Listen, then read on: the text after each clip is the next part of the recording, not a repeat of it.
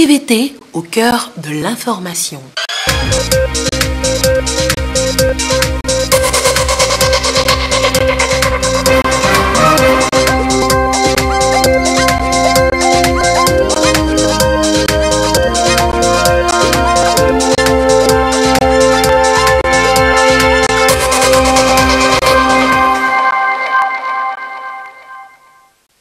Il est l'heure du journal sur la télévision togolaise. Mesdames, Messieurs, bonsoir. Et voici les principales articulations. Ouverture ce jeudi à Lomé en présence du Premier ministre Komi Selom Klassou de la 10e conférence des présidents d'assemblée de section de la région Afrique de l'Assemblée parlementaire de la francophonie. Les différentes délégations vont aborder entre autres la coopération interparlementaire entre les États membres et la migration en Afrique. Et le Premier ministre Komi Selom Klassou a lancé au nom du chef de l'État également aujourd'hui les 4e assises du réseau d'éducation et de recherche de l'Afrique de l'Ouest et du centre Wakren. Les différents experts vont revisiter l'importance d'éthique dans l'éducation et la recherche en misant sur les potentialités. Et puis, le Togo s'impose déjà sur le marché international du karité. Notre pays est officiellement membre de l'Alliance globale du karité à l'issue de la conférence mondiale annuelle du produit, la 11e du genre. Voilà pour les titres. Une fois encore, bonsoir. Et nous ouvrons cette édition avec ce communiqué du gouvernement. Le campus universitaire de Lomé a été, ces derniers jours, le théâtre de mouvements et d'agitation qui interpellent et préoccupent fortement le gouvernement.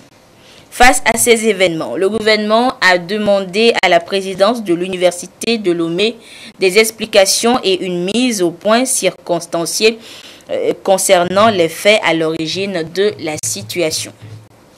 Sur la base des informations obtenues, il ressort que suite à des plaintes et dénonciations répétées alléguant de pratiques frauduleuses dont le report des notes d'examen comptant pour l'année universitaire 2016-2017, les services compétents de la gendarmerie nationale ont été habilités par les autorités universitaires et décanales de la faculté des sciences de la santé FSS afin de mener des investigations appropriées. Ainsi, les services de la gendarmerie nationale ont entrepris des investigations ayant conduit à la convocation suivie de la garde à vue du professeur agrégé Iou Wateba Majesté, premier vice-doyen de la faculté des sciences de la santé, et de 2 étudiants de la dite faculté, mademoiselle Tamekloé Amoudi Léontine et monsieur Dossé Foli Yann Cédric. C'est dans ce contexte que des organisations syndicales se sont emparées de ce dossier comme principale revendication pour lancer des appels à des mouvements de grève et de contestation sociale, en l'occurrence dans les hôpitaux et centres de santé.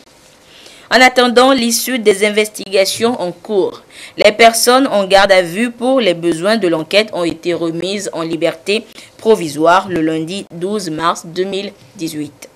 Le gouvernement déplore profondément les amalgames et les velléités d'instrumentalisation de cette affaire dont il est manifeste qu'elle n'a aucun lien avec des considérations politiques.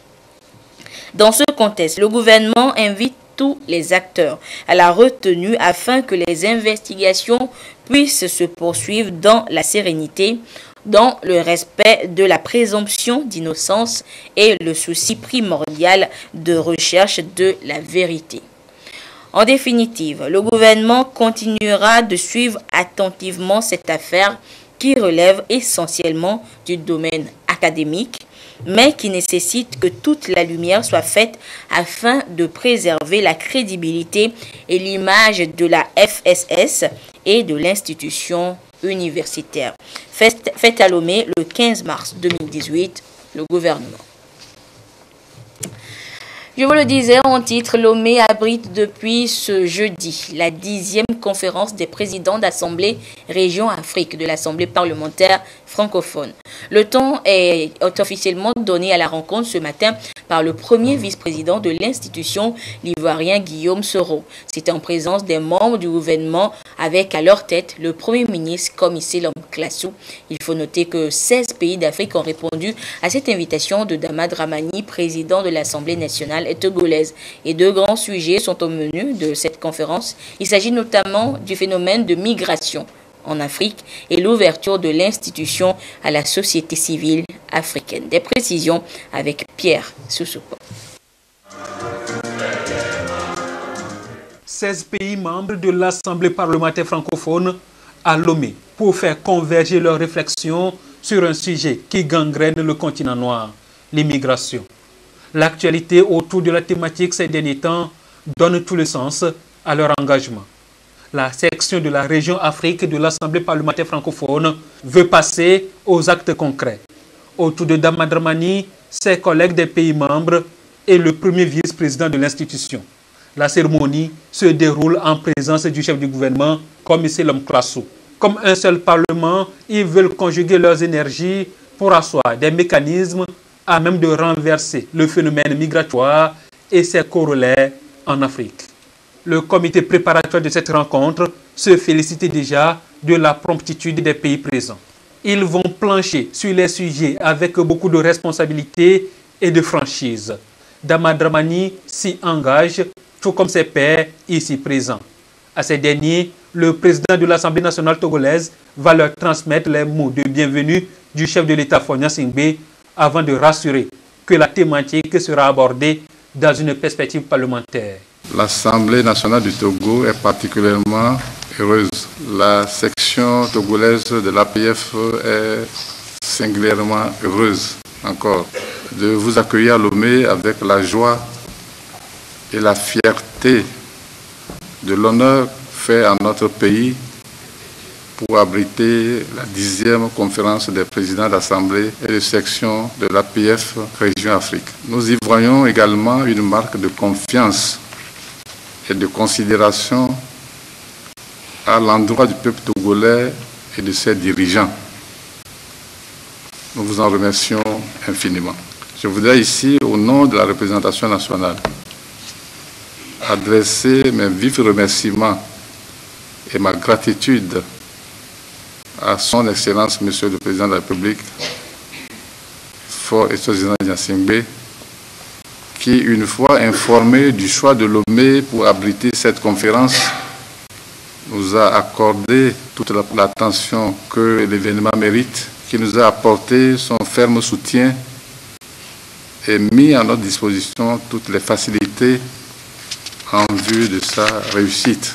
J'associe à ces remerciements, Monsieur le Premier ministre, naturellement, pour l'accompagnement multiforme que le gouvernement a bien voulu accepter d'apporter à l'organisation de notre rencontre, notamment à travers les ministères en charge des transports et de la sécurité. Nous voici réunis pour jeter un regard sur une question d'actualité, migration et développement.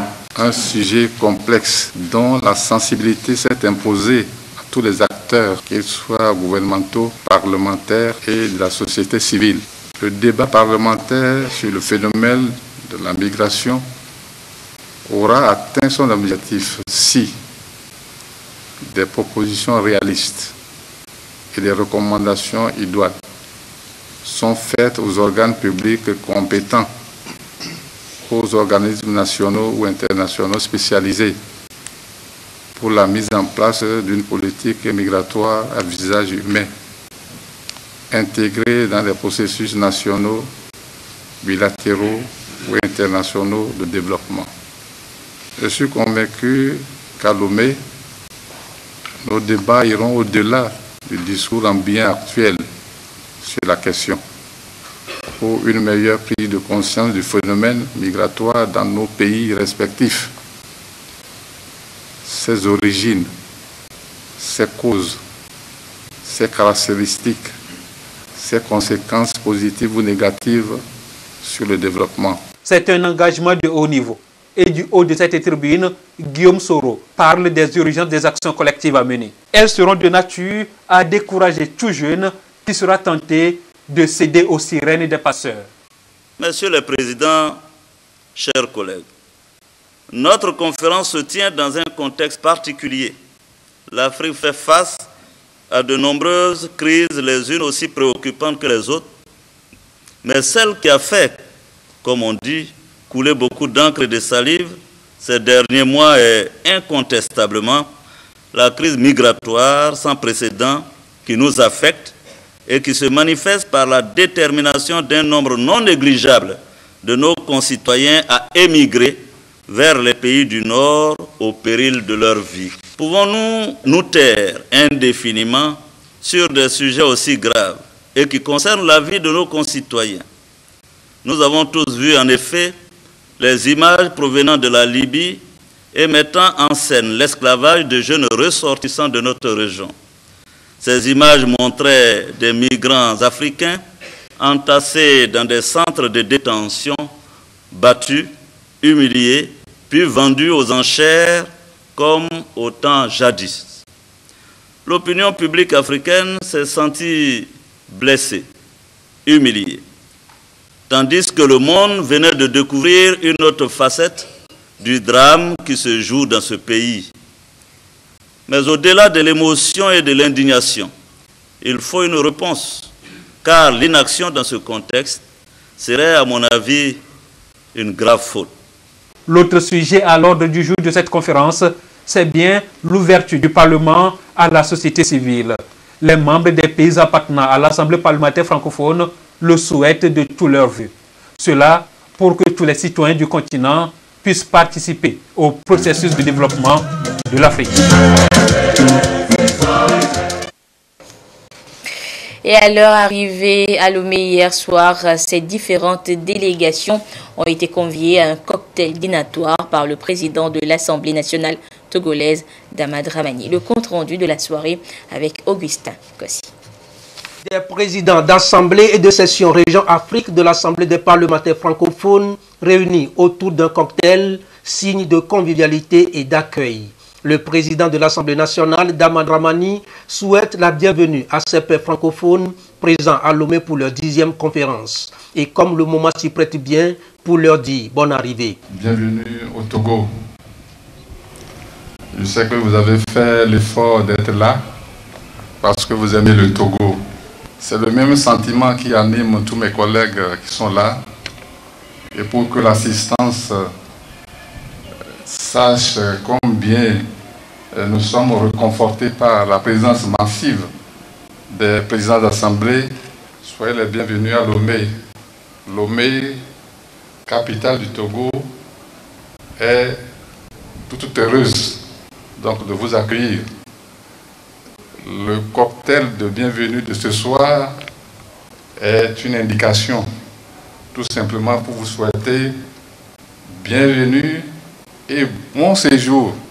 Au nom de toutes les délégations, le président du Parlement guinéen, Kori Claude Kondiana, a salué cette démarche de renforcement des liens d'amitié et de fraternité entre les parlements francophones région Afrique. Il s'est réjoui du sens d'accueil du peuple togolais et a salué l'engagement des plus hautes autorités du Togo à hisser Lomé au rang des villes de référence en Afrique. C'est toujours avec beaucoup de plaisir que nous revenons dans cette belle capitale de ce beau pays qui est appelé à devenir la Suisse de l'Afrique. Lorsque je suis revenu l'année dernière et que j'ai vu le progrès qui a été réalisé pour faire de Lomé cette belle capitale, lorsque j'ai vu l'aéroport international développé, organisé, qui attire la plupart des plus grandes compagnies africaines aujourd'hui, et lorsque j'ai pris connaissance des éléments d'information du port de Lomé qui est, il faut l'avouer, aujourd'hui devenu certainement le port le plus attractif de la sous-région, j'ai été très fortement impressionné et je crois que mes collègues ressentent les mêmes sentiments que moi. Le décor est ainsi planté pour que la 10e conférence des présidents d'assemblée et de session région Afrique de l'Assemblée des parlementaires francophones accouche de bonnes résolutions vis-à-vis des défis et enjeux dans l'espace communautaire. Et puis sachez que le réseau d'éducation et de recherche de l'Afrique de l'Ouest et du centre Wakren tient depuis ce matin à Lomé sa 4e conférence annuelle. Le thème retenu pour ce rendez-vous de haut niveau qui met l'éthique au centre de l'éducation et de la recherche est libérer les potentiels. Et c'est le chef du gouvernement, Commissaire Lanklassou, qui a au nom du président de la République procédé au lancement officiel du réseau Wakren, qui va interconnecter les différents réseaux nationaux des États membres. Nous reviendrons sur l'ouverture officielle de cette conférence du Wakren dans le courant de cette édition. Et enseignement au supérieur, toujours, un institut vient de voir le jour à l'université de Kara. Il s'agit de l'ISMA, entendez Institut supérieur des métiers de l'agriculture. Ces activités pédagogiques ont été officiellement lancées il y a quelques jours. L'ISMA vient en réponse à la création d'emplois dans le secteur agricole. Nestor Mozo a assisté à la cérémonie de lancement de l'ISMA. Voici son reportage depuis Kara. Une université au service de sa communauté. Un credo de l'université de Kara depuis l'adoption de son plan stratégique décennal de développement 2014-2024. Les pas que cette institution pose à partir de ce plan illustrent bien cette volonté. Après le démarrage en novembre 2016 des activités de la formation en licence professionnelle, en planification et suivi évaluation programme de développement local, ce sont les activités pédagogiques de l'Institut supérieur des métiers de l'agriculture qui sont mises sur les rails. L'ISMA va produire des diplômés en agrobusiness, management et marketing agricole. Des hommes et femmes qui seront des créateurs d'emplois et non demandeurs d'emploi. On aura les licences professionnelles, ça veut dire 3 ans. Et pendant ces 3 ans, l'étudiant sort avec un diplôme. Et ensuite, avec un projet bancable.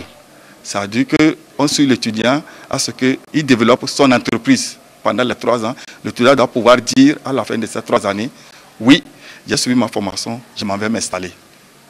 Et non, j'ai fini ma formation, papa, il faut aller au ministère demander de l'emploi pour moi. Le master, c'est 2 ans. Donc, par exemple, la première promotion que nous avons actuellement, elle fera 2 ans. Et elle, quand elle finit, elle doit pouvoir créer une entreprise agricole qu'elle doit pouvoir gérer et recruter les gens pour y travailler. Pour que l'université de Kara soit un véritable acteur de développement, ces offres de formation doivent tenir compte des potentialités d'emploi dans son environnement immédiat. Le fait qu'elle se situe dans un bassin agricole qui a d'ailleurs été retenu comme un agropole est une véritable aubaine. L'université de Kara se positionne donc comme centre de formation à travers l'Institut pour coopérer avec cet agropole afin non seulement de fournir des cadres, mais aussi d'offrir des opportunités de formation à ceux qui sont des porteurs de projets. Donc de ce point de vue, l'université, en mettant l'Institut, tient véritablement à cesser un tant soit peu de former des diplômés qui se cherchent difficilement en matière d'insertion professionnelle. C'est le secrétaire général du ministère de l'Enseignement supérieur et de la Recherche qui a procédé au lancement des activités de l'ISMA de l'université de Kara.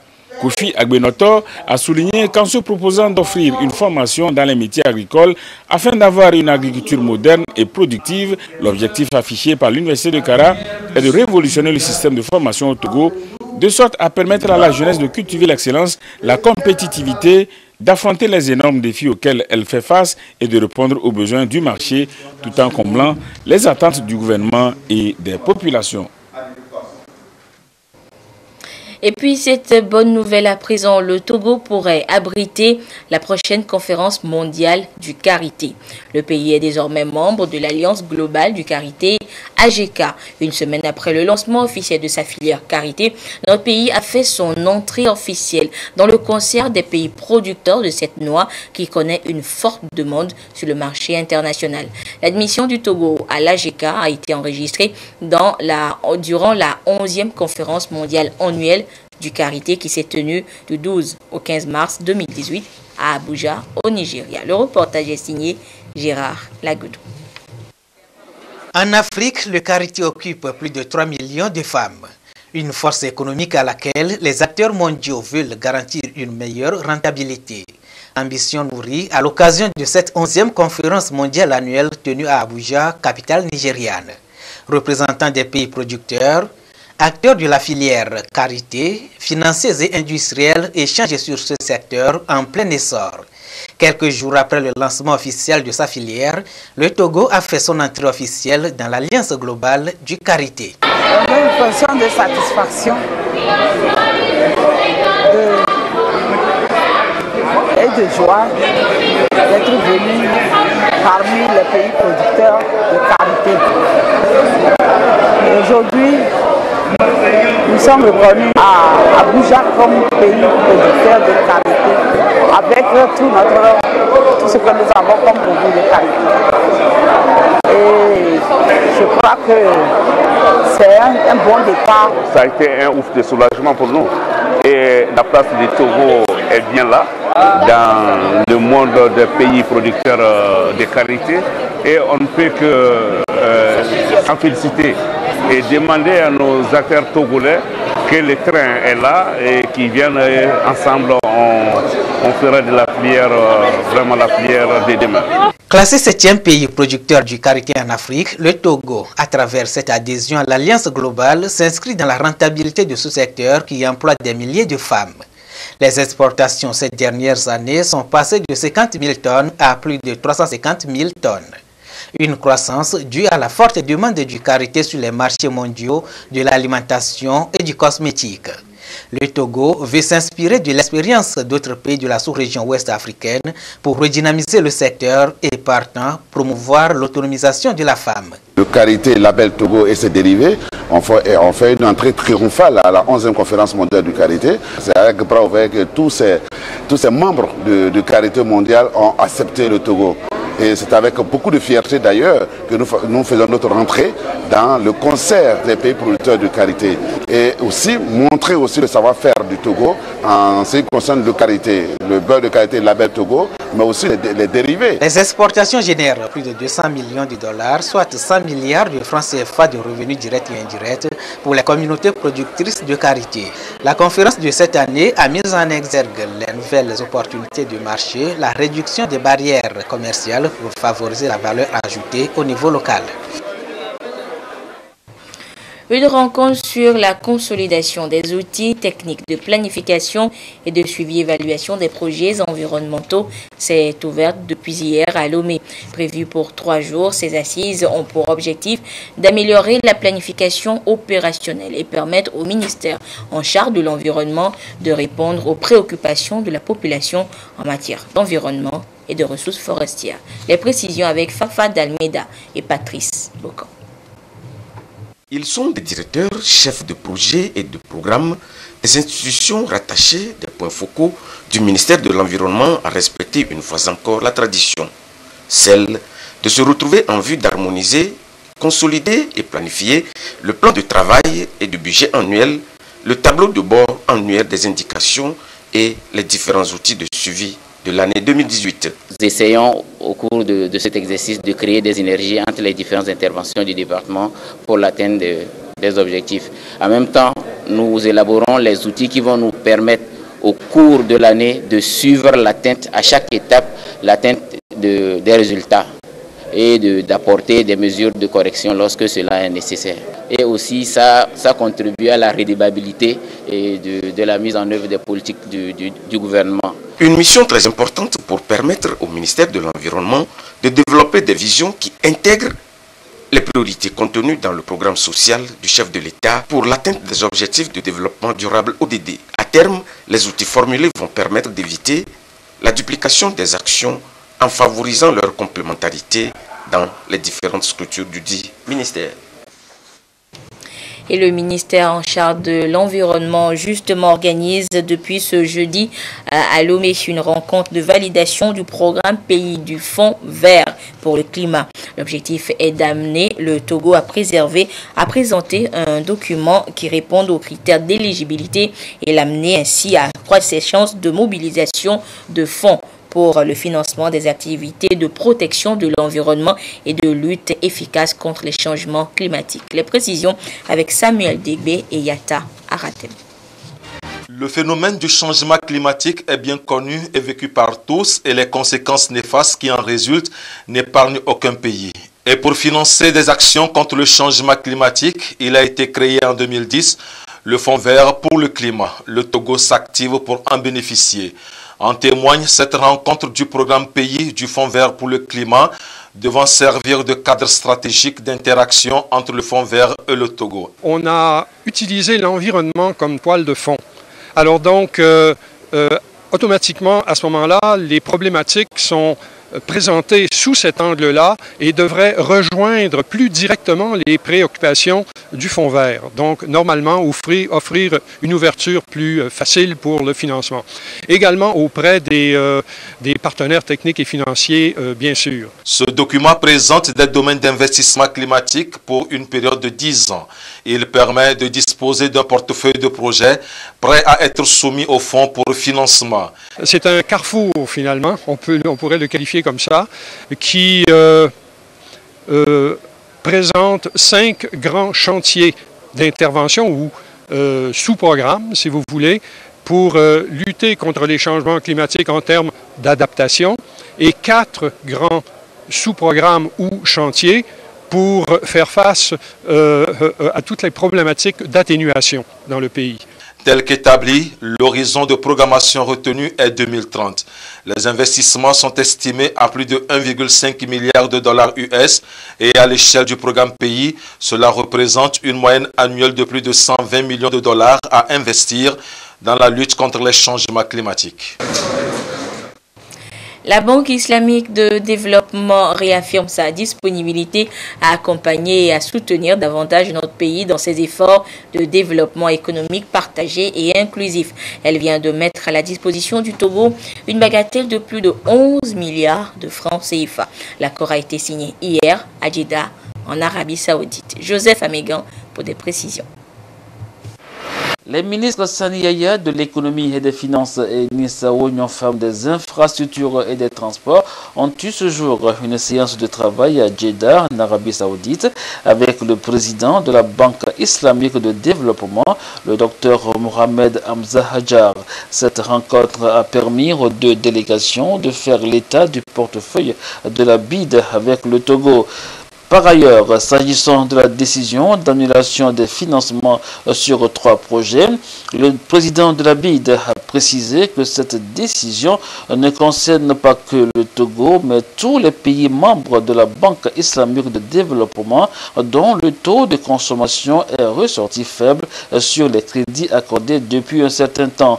Cette décision est justifiée par la nécessité de maintenir le portefeuille de la BID avec un taux de consommation élevée afin de pouvoir conserver la note AAA de l'institution. Toutefois, il a été très attentif aux arguments développés par la délégation togolaise pour justifier le retard accusé dans la consommation des crédits et a promis de réexaminer avec la plus grande attention la demande de revenir sur cette décision. Des explications qui battent en brèche certaines allégations. En marge de cette séance de travail avec le président de la Banque islamique de développement, le ministre de l'économie et des finances Sani Yaya a signé, toujours à Jeddah, en Arabie Saoudite, avec les autorités de la Banque islamique de développement, 2 accords de prêt pour le financement du projet d'appui à la microfinance en République togolaise. Par ces accords, la Banque islamique de développement BID met à la disposition de l'État togolais un total de 20 millions de dollars américains, soit l'équivalent de 11 milliards de francs CFA à travers 2 produits. Le premier produit faisant l'objet du premier accord se matérialise sous forme d'un prêt accordé sur les ressources du Fonds de solidarité islamique pour le développement d'un montant de 10 millions de dollars, environ 5,5 milliards de francs CFA. Le second produit est un prêt accordé sur les ressources ordinaires de la BID d'un montant de 6,45 millions de dinars islamiques, soit 10 millions de dollars américains ou environ 5,5 milliards de francs CFA. L'objectif principal visé par le projet d'appui à la microfinance est de contribuer à l'amélioration de la finance inclusive, à la réduction de la pauvreté et au renforcement de la résilience des bénéficiaires aux chocs socio-économiques et climatiques. De façon spécifique, ce projet permettra d'améliorer les conditions de vie des indigents et de créer des emplois par le renforcement des capacités financières, techniques et institutionnelles des partenaires et des parties prenantes en matière d'appui à la finance inclusive. Au moins 60 000 personnes seront formées et auront accès à la microfinance et à la finance islamique. De plus, environ 1000 emplois seront créés. L'Organisation africaine pour le développement des centres pour personnes handicapées a lancé en décembre 2017, en collaboration avec le ministère de la Santé, le projet Impact 3D. Un projet qui est à sa phase opérationnelle et qui a démarré ce jeudi avec la formation des acteurs de 3 pays ici à Lomé. C'est une initiative qui offre l'opportunité aux 3 pays, notamment le Togo, le Niger et le Mali, d'expérimenter la technologie de fabrication d'orthèses 3D au profit des populations. Les précisions avec Ulrich Amega et Dodo Waré. L'évolution technologique est-elle en passe de révolutionner le service orthopédique dans la sous-région ouest africaine? Le Togo, le Niger et le Mali veulent expérimenter une nouvelle technique de production des orthèses, notamment l'impression 3D au profit des patients. Une approche de haute technologie qui va permettre une prise en charge efficace et efficiente des patients et surtout permettre à ceux qui vivent dans les milieux les plus reculés d'avoir accès à ce service. Ça va permettre de réduire les distances entre les appareillages et les bénéficiaires qui nécessitent un appareillage et donc de répondre à la carence actuelle qui fait que un grand nombre de personnes handicapées sont en attente d'un appareillage orthopédique pour certains depuis très longtemps. En apportant une réponse aux problèmes, notamment manque de main-d'œuvre, manque de moyens de fabrication. Les orthopédistes des 3 pays s'approprient donc les différentes phases de fabrication de l'orthèse 3D pour l'expérimenter chacun dans son pays. Bien évidemment, avec une application réelle sur des patients bien ciblés par les centres de réadaptation de l'Organisation africaine pour le développement des centres pour des personnes handicapées porteurs du projet. L'OADCPH a plusieurs responsabilités dans le cadre de ce projet. Il s'agira de fabriquer d'une part les orthèses conventionnelles et d'autre part les orthèses par impression 3D. Les imprimantes sont déjà en acheminement vers OADCPH, dont nous aurons au total 4 imprimantes 3D qui seront installés dans le laboratoire déjà conçu pour l'occasion à l'OADCPH. Donc tous les fichiers scan qui se feront dans les 4 centres seront envoyés vers l'OADCPH qui se chargera de faire maintenant les impressions 3D. Une fois que les orthèses seront imprimées, elles seront envoyées vers les centres et il s'agira de faire les essayages. Donc les patients ils vont porter d'une part les orthèses conventionnelles et après ils vont porter l'autre également et il s'agira maintenant de faire les études. Selon l'Organisation mondiale de la santé, seulement 5 à 15% des populations ont accès à un appareil orthopédique dans la sous-région. L'introduction de la technologie d'impression 3D dans la réadaptation physique des personnes va relever ce défi et permettre à un grand nombre de patients de bénéficier de cette prise en charge. Et la méthode conventionnelle de fabrication des prothèses et orthèses étant plus longue et contraignante, une nouvelle méthode par impression 3D vient ainsi donc soulager les orthopédistes et les patients. Quels sont les avantages d'une telle technologie et quel est le défi relevé ainsi par la médecine? Vous le découvrirez dans nos prochaines éditions. Et puis ce communiqué pour poursuivre ce journal après la phase de prise en charge psychomédicale et l'indemnisation des victimes vulnérables des événements de 2005 du 12 au 29 décembre 2017 et du 12 février au 2 mars 2018, le Haut Commissariat à la réconciliation et au renforcement de l'unité nationale HCROUN entame à partir de ce mardi 20 mars 2018 l'indemnisation des victimes non vulnérables du pôle 3, c'est-à-dire Lomé commune et ses environs pour la phase de 2005. Les victimes concernées, dont les noms sont à consulter dans le quotidien Togo Presse, sont priées de se munir d'une de ces pièces, au moins en cours de validité. Un passeport, une carte nationale d'identité, une carte d'électeur, un permis de conduire. La liste des victimes concernées par cette étape est également disponible sur le site web du HCROUN, le www.hcroun-tg.org, dans le quotidien national Togo Presse, dans les journaux privés, également affichés au siège de l'institution 6 à la cité Ouyavila numéro 36, en face de la Cour constitutionnelle. Pour la semaine du 20 au 23 mars, veuillez trouver et vous trouverez donc la liste des personnes programmées dans le quotidien Togo Presse. Le HCROUN prie les victimes dont les noms ne sont pas encore publiés de ne pas faire le déplacement vers ces bureaux et apprécie leur patience à attendre leur indemnisation le moment venu. Nous sommes jeudi et il est toujours fidèle au poste. Il s'agit de notre ami de tous les jeudis, Claude Amar, pour la page des sports. Claude, bonsoir. Bonsoir Annie. Et Claude, on connaît désormais, on connaît depuis hier, on va dire, l'affiche de la finale du championnat scolaire de l'inspection jeunesse et sport de Lomé commune. Effectivement, Anita, il s'agit du lycée technique d'Adjido Gomé et du lycée d'Agbalpedo qui ont défait sur le même score d'1-0, respectivement le CG Djidjolé et le lycée moderne d'Adjido Gomé. Résumé, Modeste Yakofre Kouma. Le lycée technique d'Adjido Gomé en jaune et le CG de Djidjolé en bleu se sont donnés coup pour coup. Cependant, les attaquants de part et d'autre ont manqué de réalisme. Le lycée technique plus aguerri accentue sa domination. Le CG de Djidjolé subit sans rompre, mais va céder finalement à la 89e minute. Atakpa Komi inscrit le but de la victoire pour le lycée technique, qualifié pour la finale. Félicitations à mon équipe. Dans la mesure où ce n'est pas facile au lycée technique d'Adjido Gomé. Par exemple, aujourd'hui, les enfants ont fait les devoirs jusqu'à 14h. Je les ai récupérés à 14h. Et à 15h30, ils ont donné ce qu'ils ont fait sur le terrain. Il faut quand même un gagnant. Nous nous sommes dit que c'est vrai que l'adversaire n'est pas un petit adversaire. Nous avons travaillé avec des joueurs très jeunes, moins expérimentés. Je crois que ça a joué contre nous. Mais dans tous les cas, nous félicitons l'adversaire qui a été quand même de taille. Dans l'autre demi-finale, le lycée d'Agbalpedo a épinglé le lycée moderne 2 d'Adjido Gomé, un but à 0. Nous n'avons pas eu d'achoppement à quelque niveau que ce soit. Tout s'est déroulé comme prévu.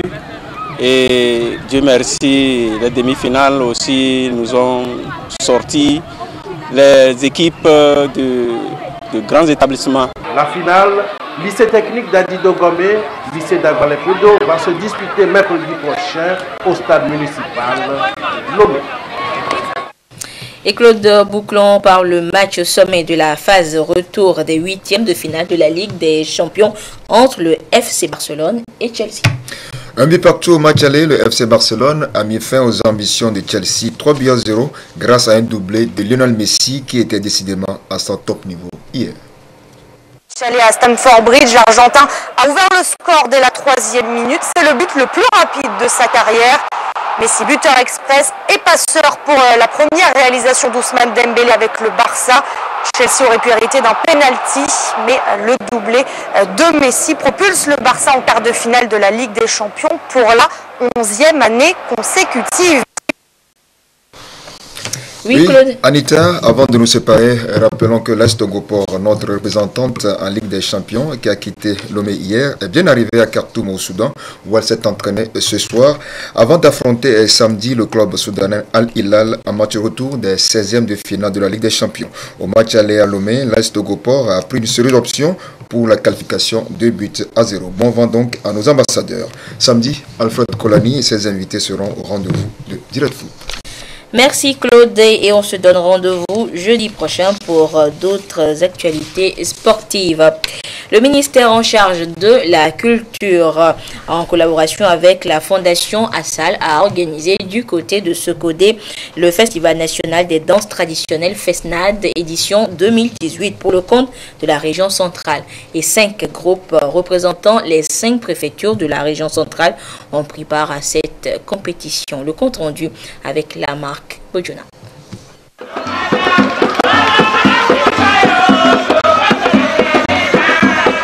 Après les régions des Savanes et de la Kara, la cellule de coordination du Festival national des danses traditionnelles FESNAD est à Socodé pour le compte de la région centrale. La culture, un élément de rassemblement, a drainé une immense foule qui a fait le déplacement du stade de Socodé pour vivre l'événement.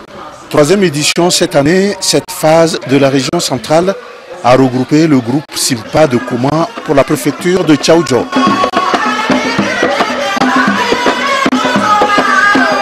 Et Lali Brodan de Blita.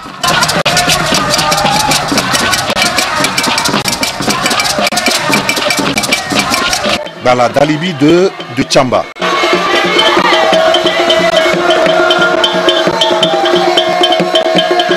Badja de Sautebois.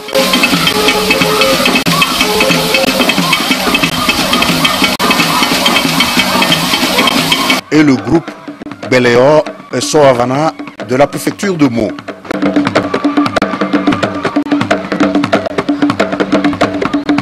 Ces groupes ont passé à tour de rôle devant un jury de 3 membres qui a proclamé le groupe de Blita et Tchamba les meilleurs.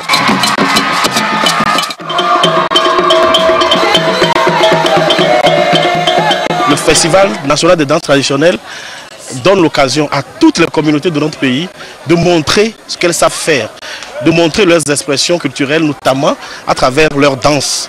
Parce que les danses sont de véritables vecteurs de la culture. Nous avons apprécié le travail que le jury a fait. Les 2 groupes retenus, Elali Brodan de Blita et Bala Dalibi de Tchamba, iront à Lomé pour la phase finale qui aura lieu le 25 avril prochain. Le préfet de Tchaoudjo, le colonel Mompion Matiendou, en présidant cette phase de la région centrale du FESNAD, a demandé que ce concours de danse traditionnelle soit pérennisé pour que les générations futures puissent en bénéficier. La femme vue par l'homme, c'est le thème de l'émission Jeudi Femmes 2 ce soir à suivre à partir de 21h en direct sur la télévision togolaise avec Lise Djamier et ses invités. Et Prudence Zissou vous retrouve à 22h30 pour la dernière édition du journal. D'ici là, restez fidèles au programme de la mère des télévisions. Merci de votre fidélité. Excellente soirée.